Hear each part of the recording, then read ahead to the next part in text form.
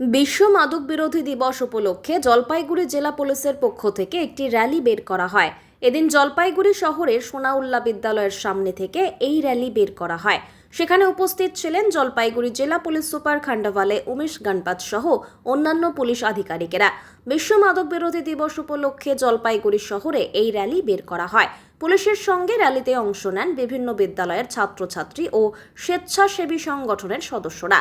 Placard ও ব্যানারের মাধ্যমে মাদক সেবন বন্ধ করার জন্য আবেদন জানান পুলিশ আধিকারিকেরা। বিশ্ব মাদক বিরোধী দিবস দিনটি পালনের মাধ্যমে শহর জুড়ে সচেতনতার প্রচার করা হয়। আর আজকে আপনারা দেখেছি যে আমাদের সুপার স্পেশালিটি হসপিটালেই একটা স্পেশাল সেল ওপেন করা হচ্ছে। ওখান থেকে আমরা যারা নেশাগ্রস্ত আছে তাদেরকে ট্রিটমেন্ট করা, আমরা জলপাইগুড়িতে ট্রিটমেন্ট দিতে পারবো। সেজন্য আমরা ওনাদের সঙ্গে টাইপ করে ওটা আগে যেসব নেশাগ্রস্ত আছে ওনাদেরকে আমরা আমাদের দুজন আমাদের অ্যাপ্রোচ থাকবে, যারা অলরেডি নেশাগ্রস্ত আছে ওনাদেরকে আমরা কীভাবে হেল্প করাতে পারবো, ওরা নেশামুক্ত হতে পারবে। আর যারা এইসব সাবস্টেন্সটা বিক্রি করে ওনাদেরকে আমরা ওনাদের অ্যাগেনস্ট অ্যাকশন নিয়ে লিগাল অ্যাকশন আমরা সেকশন বললাম স্যার স্কুলের এই সময় ওটায় যেটা আছে আমরা আপনি জানি কি যেভাবে নিয়ম আছে কি স্কুলের পাশে যেরকম যে পান দোকান বা সিগারেট এইসব সামানটা বিক্রি না করে এর উপরে আমরা জয়েন্টলি সবসময় অ্যাকশন নেই।